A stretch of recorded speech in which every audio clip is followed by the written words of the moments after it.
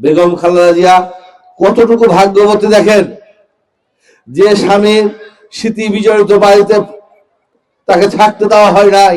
বেগম খালেদা জিয়া সার্বক্ষণিক দেশ ও জনগণের কথা ভাবতেন বলেছেন মিলন। বিস্তারিত থাকছে রাজশাহী থেকে লিয়াকত হোসেনের প্রতিবেদনে। বিএনপি জাতীয় নির্বাহী কমিটির সহসম্পাদক অ্যাডভোকেট শফিকুল হক মিলন বলেছেন, দেশনেত্রী বেগম খালেদা জিয়া সার্বক্ষণিক দেশ ও জনগণের কথা ভাবতেন।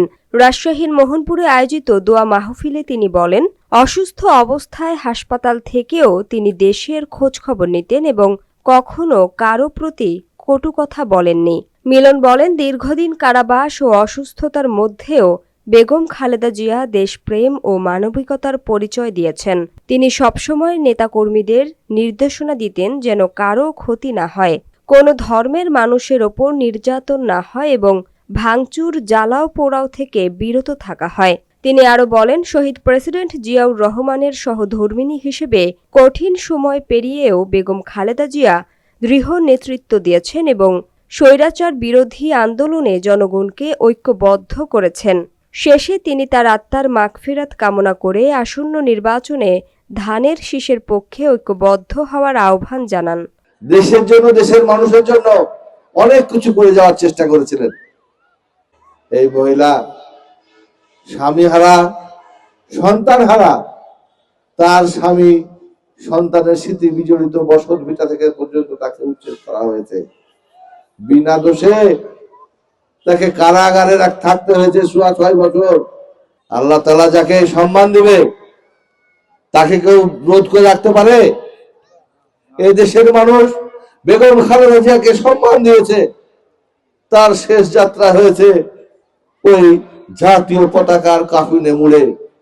বেগম খালেদা জিয়া কতটুকু ভাগ্যবতী দেখেন, যে স্বামীর স্মৃতি বিজড়িত বাড়িতে তাকে থাকতে দেওয়া হয় নাই।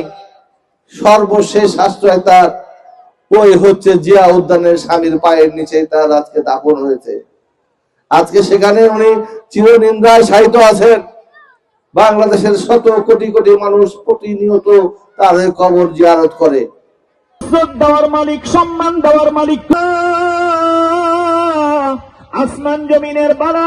এই দোয়া মাহফিলে উপস্থিত রয়েছেন আয় আল্লাহ তাআলা রব্বুল আলামিন, আয় আল্লাহ তাআলা মোহনপুর উপজেলার সাধারণ সম্পাদক রব্বুল আলামিন, যারা এই মঞ্চে উপস্থিত রয়েছেন, নেত্রীরা উপস্থিত রয়েছেন, রব্বুল আলামিন তৃণমূল পর্যন্ত রব্বুল আলামিন আয় আল্লাহ বাংলাদেশের রব্বুল আলামিন সাবেক প্রধানমন্ত্রী রব্বুল আলামিন জিনার করে থাকি, যিনি একজন সাধারণ মানুষের নেত্রী, এই বাংলার জমিনটাকে স্বর্ণের জমিনে পরিণত করার প্ল্যান নিয়েছিলেন, দেখেছিলেন।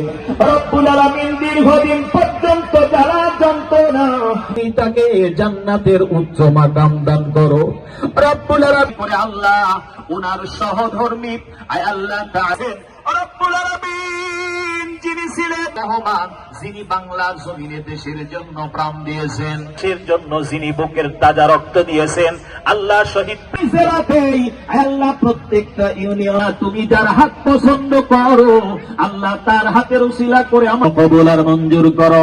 আমরা যারা বিভিন্ন ভাবে বাংলাদেশ জাতীয়তাবাদী বিএনপি দলের জন্য কবুল আর মঞ্জুর করেন, যেমনি ভাবে আমাদের বেগম খালেদা করেছিলেন, যেই রকম স্বপ্ন দেখেছিলেন আল্লাহ তার সুপুত্র, আল্লাহ তুমি মেহেরবানি করে আমাদের দোয়াকে কবুল করো।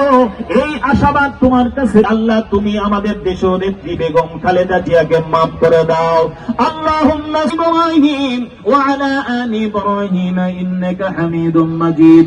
আল্লাহুম্মা বারিক আলা ওয়া আলা আলি ইব্রাহিম। বিএনপি দলকে তুমি কবুল আর মঞ্জুর করো রব্বুল আলামিন। ইউনিয়নে দোয়া মাহফিল চলছে, শুধুমাত্র দেশনেত্রী বেগম খালেদা জিয়ার বিভিন্ন জায়গাতে দোয়া করেছি, আবার সামনেও রয়েছে সমস্ত নেতা কর্মীদের নেক হায়াত দান করো রব্বুল আলামিন। সামনের জিন্দেগিতে মানুষ যারা জীবন বিলিয়ে দিয়েছে এই দেশ মানুষ হয়ে রব্বুল আলামিন মেহেরবানি করে আল্লাহ জানি না কি মহব্বত তাদের অন্তরকে তুমি জান্নাতের বাসিন্দা কবুল করে নাও।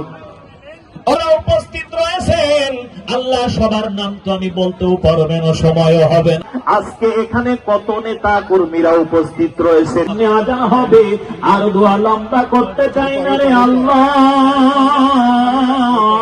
মেহেরবানি করে আমি নগণ্য গোলাম দোয়া করতেছি। আমার পাশে আমার সাথে অনেকে হাত তুলেছেন। আল্লাহ এই এলাকাকে তুমি কবুল করে নাও। আল্লাহ প্রশাসনিক ভাইরা যদি থাকে তাদেরকেও কবুল মঞ্জুর করো। আয় আল্লাহ তাআলা সামনে যে নির্বাচন আসতেছে, আল্লাহু মুহাম্মাদুর রাসূলুল্লাহ সাল্লাল্লাহু আলাইহি ওয়াসাল্লাম।